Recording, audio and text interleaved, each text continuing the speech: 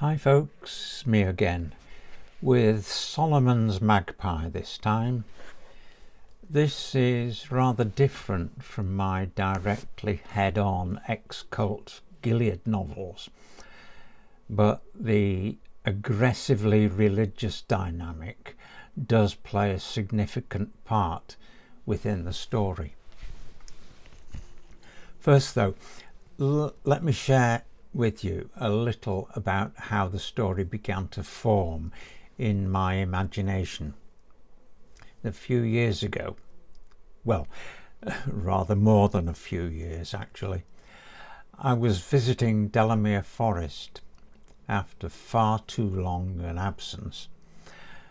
Took Maggie along one of the many old tracks that I used to be so familiar with as a youngster.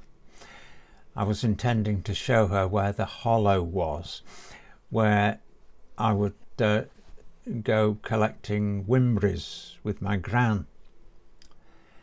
What confronted us, however, was nothing at all like my memory of the place, because that great hollow was flooded. It was a huge area of open water with tree stumps showing here and there above the surface, and my first thought was that maybe injudicious felling had wrecked the drainage of the area. But in fact the reality was far more interesting and exciting than that. What I'd not known as a child was that hollow had originally been one of the many mossy wetlands of the forest. Perhaps my gran's gran would have known the place when those mosslands were drained for timber production. But I'd returned to my old forest haunts just after the start of a truly splendid project to restore those ancient meres and mosses which were formed in the wake of the last retreating ice age.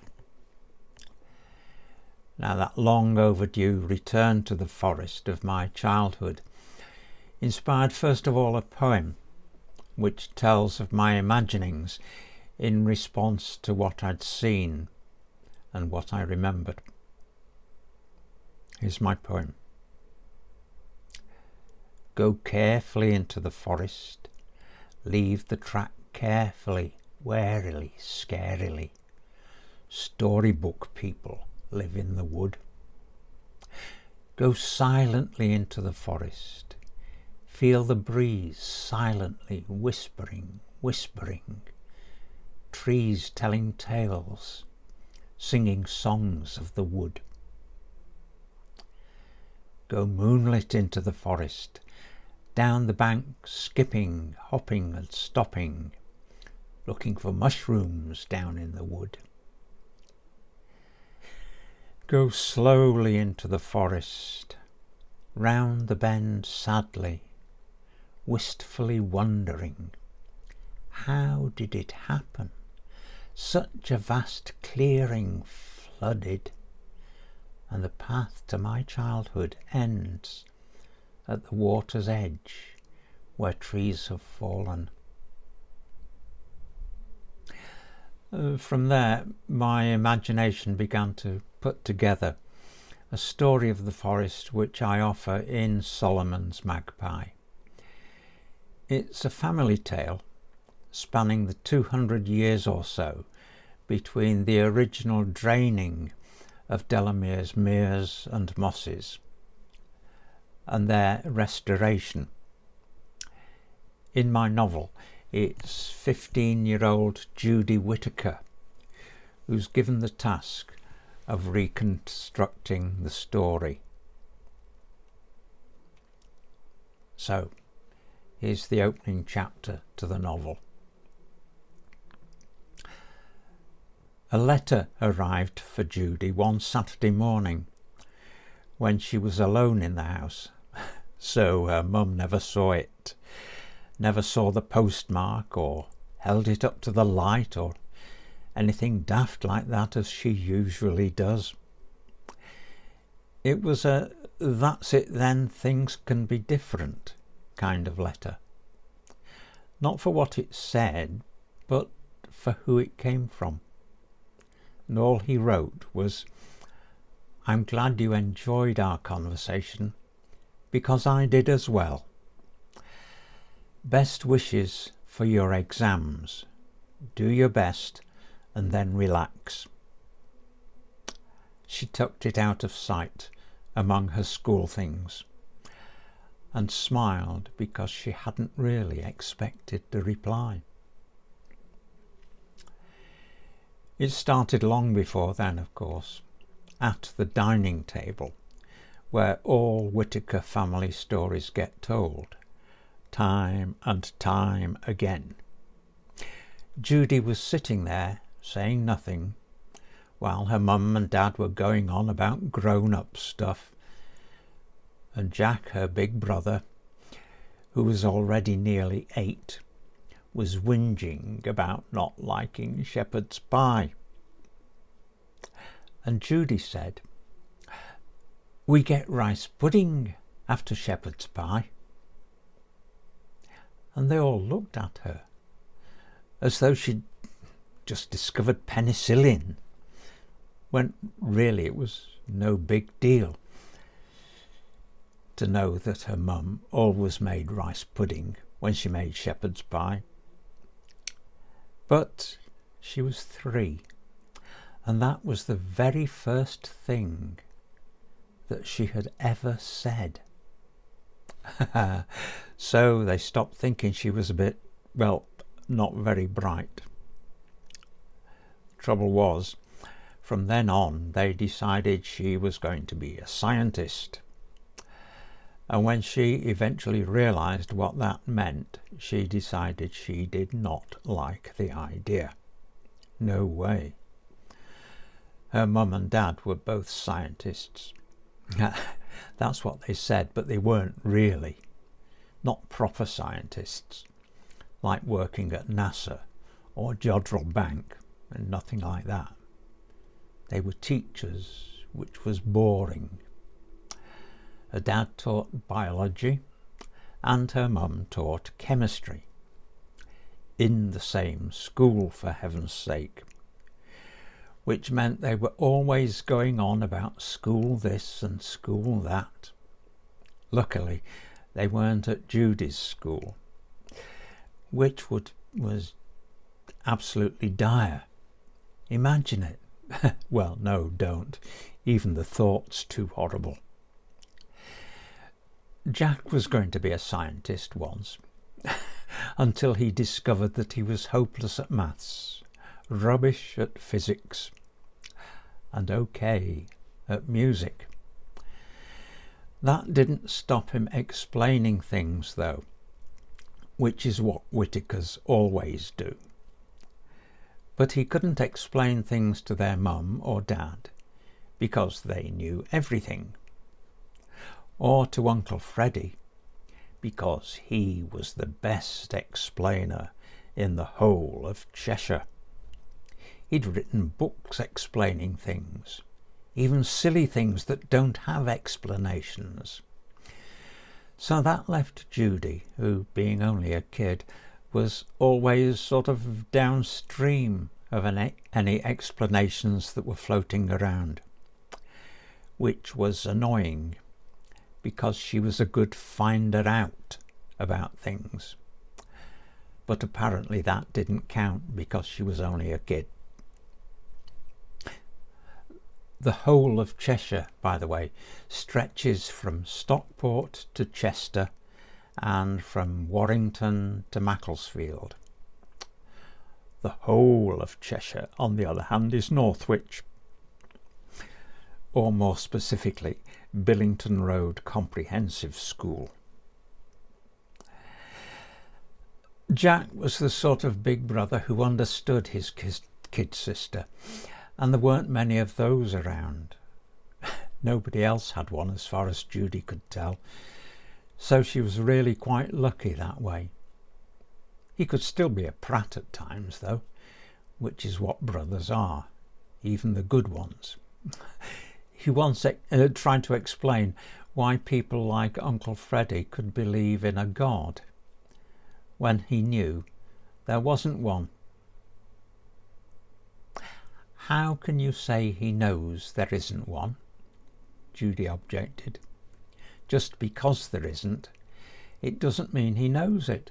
If he really knew it wasn't real, he wouldn't write books about it, would he? Of course he does. He's still a scientist, even if he is a reverend.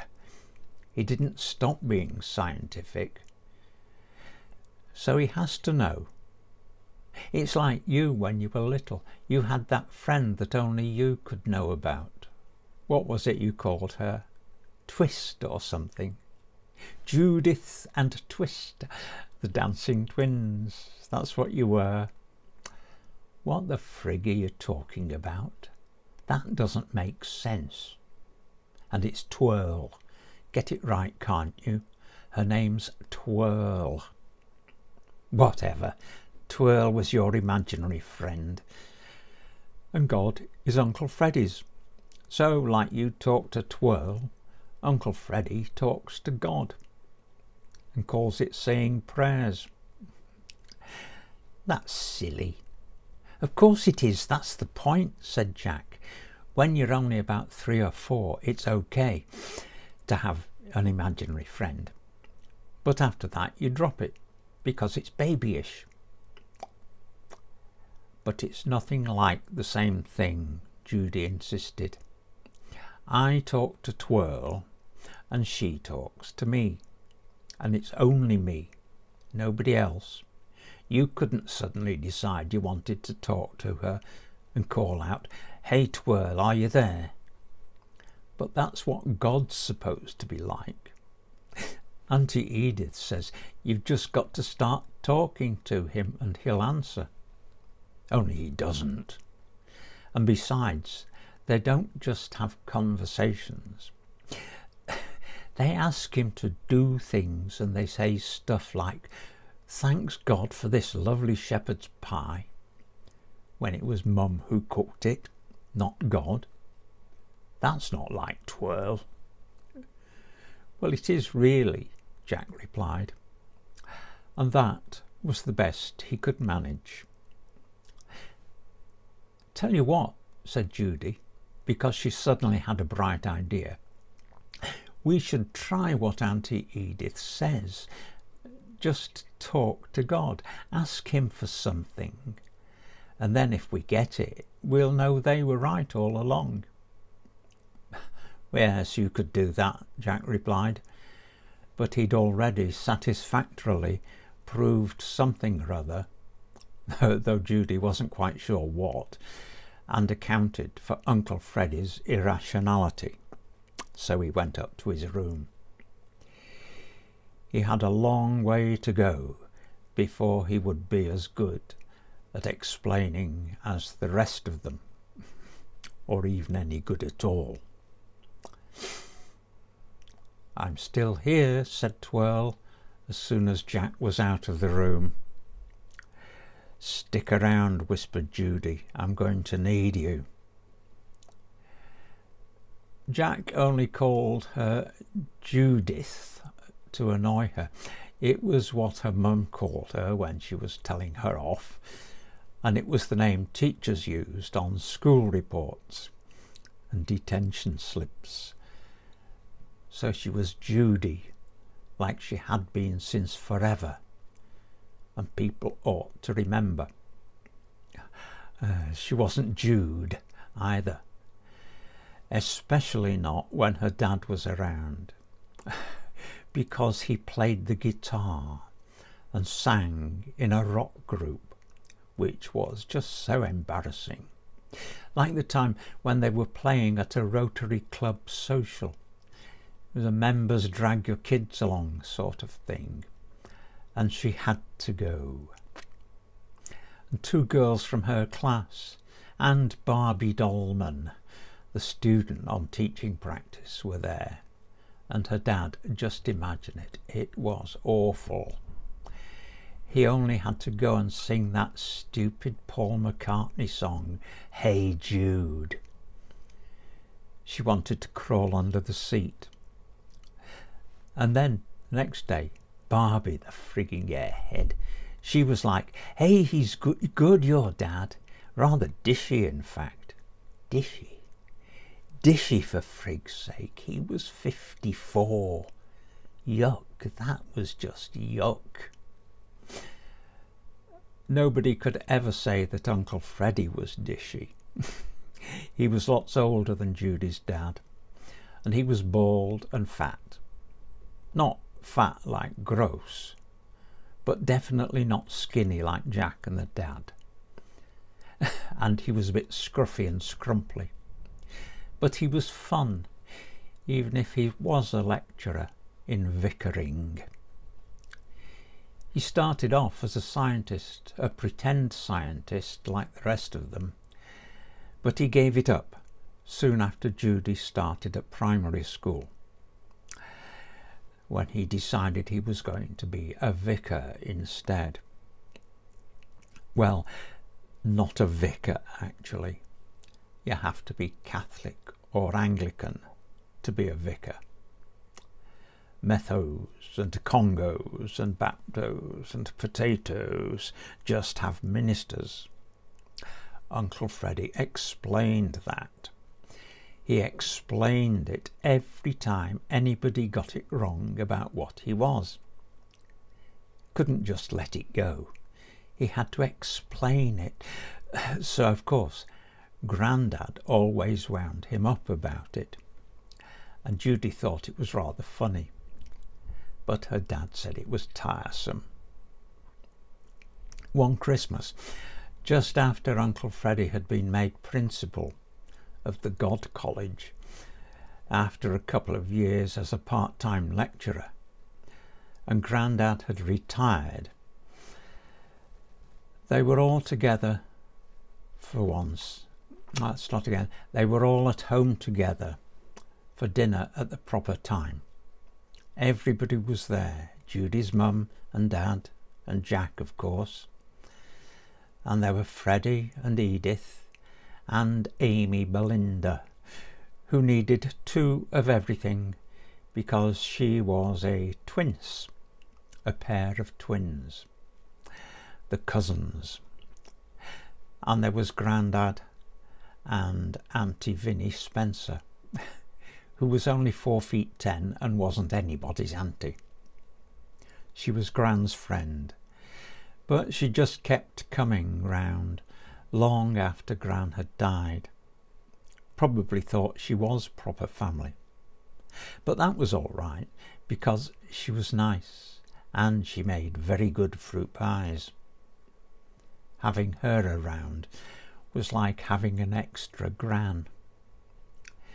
So they were all at the table, and Judy's mum came in with the soup, and Auntie Vinnie said, "So if you're a full-time teacher again, Freddie, does that mean you're not a vicar anymore?" Uncle Freddie put her right about that, of course.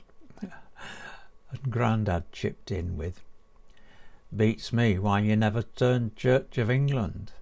Then you could have been a real vicar." And when Uncle Freddie began to explain yet another of the mysteries of heaven on earth, Judy's dad said, "Oh, for fuck's sake, Freddie, does it matter?" And everybody sort of froze. Auntie Edith, real auntie, she went all prim and tight-lipped like she did whenever anybody did anything that would make Jesus blush. And Amy Belinda looked down and down and down to expunge from memory all record of having heard such a rude word, because Jesus would still blush even if they only thought a word like that. Auntie Vinnie tried not to laugh, and Grandad winked at Judy, so she got the giggles, and her dad, because her dad had blurted out, "Fuck." Then everybody except Auntie Edith relaxed, and Uncle Freddie said, "Yeah, right, sorry." Then, to ensure that all remained convivial and Christmassy, Grandad decided that a light-hearted story was needed. "I remember during the war," he began, "there was a time when some squaddies on Manchester Victoria were saying fuck." Judy's mum looked her "here we go again" look, and Auntie Edith remained quite distinctly righteous. As you know, I was a sergeant in Remy. Anyway, I was on a course at Bury Tech and in a billet up there. Of course, at weekends, we'd all come home, them as lived near enough. Not supposed to, but we did. Anyhow, as it happened, on this particular weekend, I'd got leave, which was fortunate for me, because at Manchester there was a mob of redcaps. Ugly-looking buggers they were, and they were cracking down on blokes nipping off home without a chit. So there's this bunch of lads wondering what to do. Right, I thought, I'll see to this. And I marched up to them and I bawled, "Get fell in, you bloody shower." And I marched them guys off the station, waved me own pass at the redcaps, and you know what? Them daft buggers, they saluted us as we went by. I sent them squaddies down Long Millgate, and I legged it up to London Road to get a train home. 37. It was the 37th time Judy had heard that story. Well, that one, or the one about Billy Pig's gloves, or Great Grandad's cured ham. But everyone always found it a little amusing. It was never tiresome for some reason, unlike Freddie's endlessly repeated explanation of the vicar or not a vicar thing. The dad just sat there and grinned, but he didn't respond with his umpteenth recounting of how he rescued the fine antique dining table when he was doing a gig with his rock group. He could too easily get a bit niggled at Christmas, which should be nice and fun and super, and he hated things that looked like they could spoil it. He and Freddie had grown up with spoiled Christmases, because Grandad was landlord of the Heron, so every Christmas day Freddie and Ken would be on their own while Gran and Grandad were in the pub. Gran would have to dash back and forth between the bar and the kitchen, getting ratty and harassed in the kitchen and being jolly and ho-ho-ho in the bar, while Grandad got a bit sloshed with his customers. And then, with hardly any light left in the day, they'd eventually have their Christmas dinner. So when Grandad decided at long last that he'd retire, and Uncle Freddie was in God College instead of church, the whole family could be together for a normal Christmas. But nobody knew what one of those might be. They were just starting to find out. Judy was still expected to go and play with Amy Belinda after dinner, because they were only 12, which meant they still needed to play. And the trouble was, Auntie Edith always told them to play nicely, which they did, as if nicely was a game for especially good girls to play.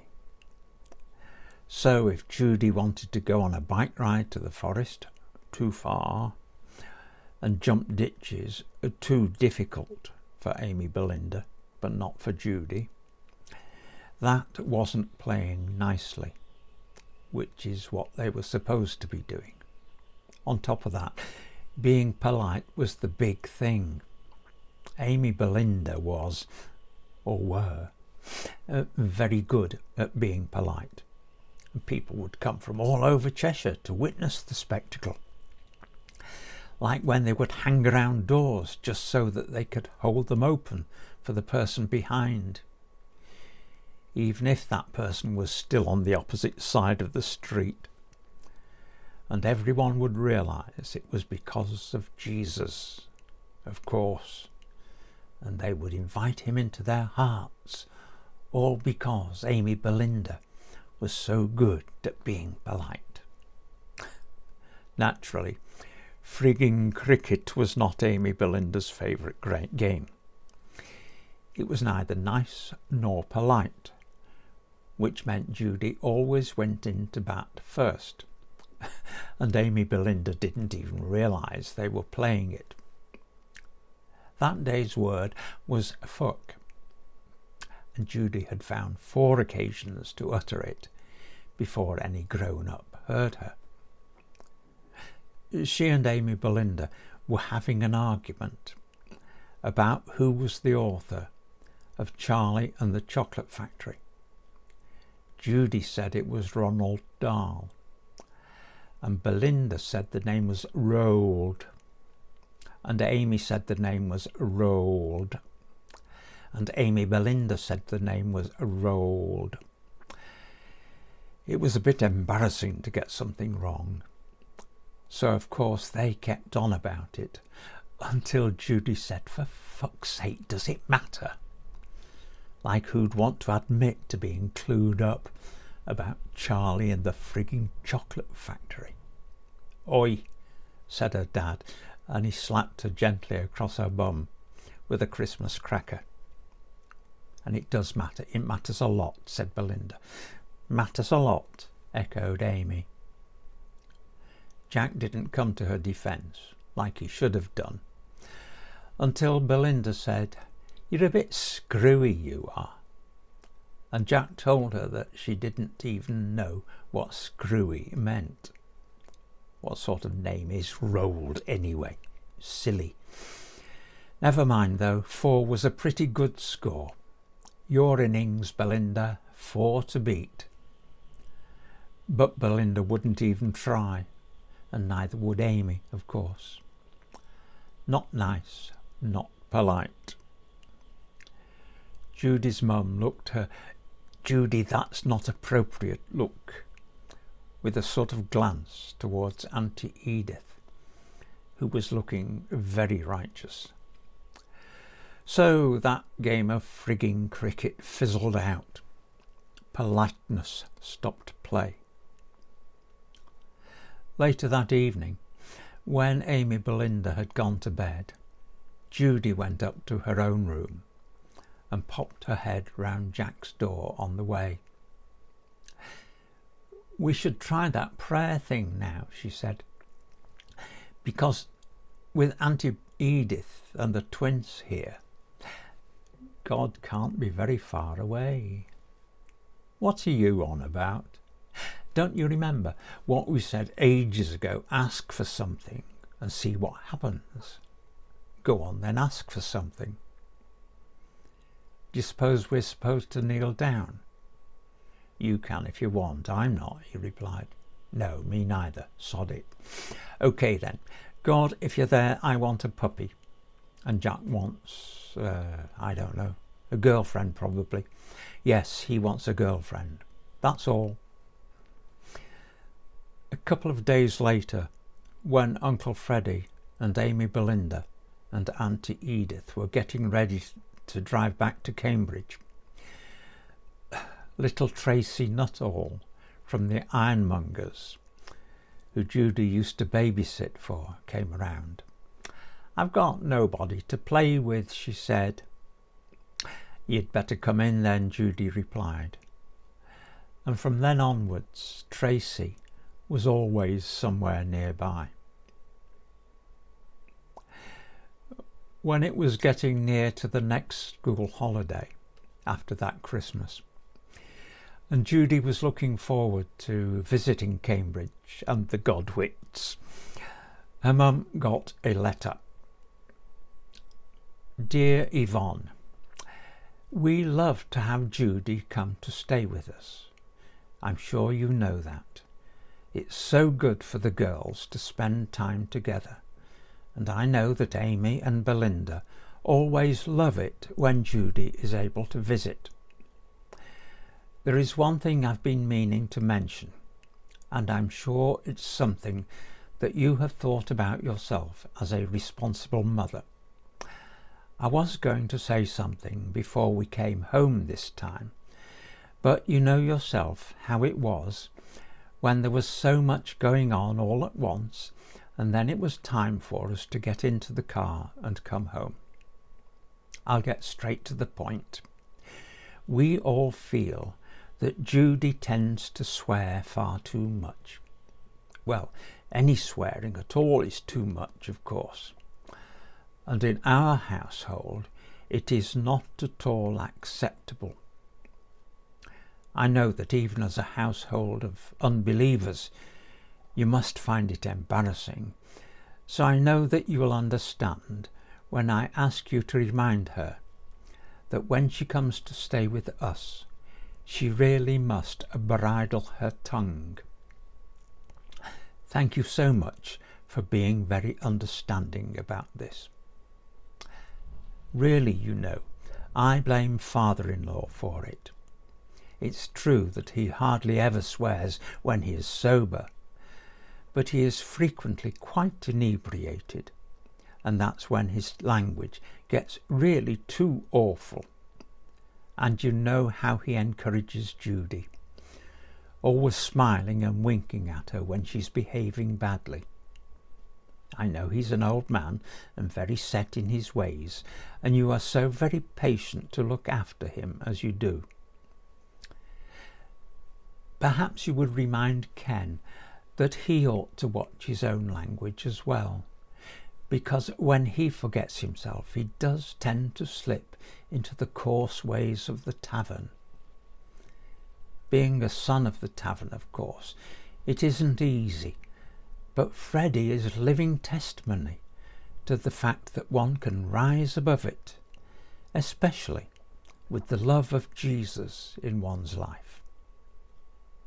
I know that Judy will want to come and stay with us during the Easter vacation, so I do hope and trust that you will give some serious thought to this matter.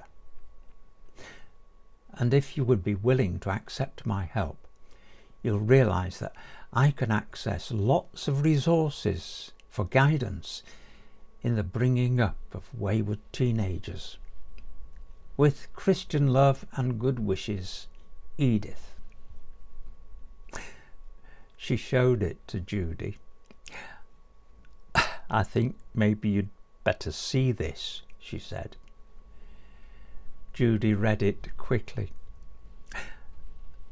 Don't let it upset you, dear, her mum said. It's just, well, you know how she is, the self-righteous cow. She muttered as she fed it into her shredding machine. Tell her if the twins will try not to keep going, "Oh, isn't Jesus lovely?" like they've got a crush on him. I'll try not to say fuck. Judy, stop it for goodness sake. Thanks for listening, folks. And if you would like to have your own copy of the book, Solomon's Magpie, I'll leave a link in the comments below. Bye, folks. See you next time.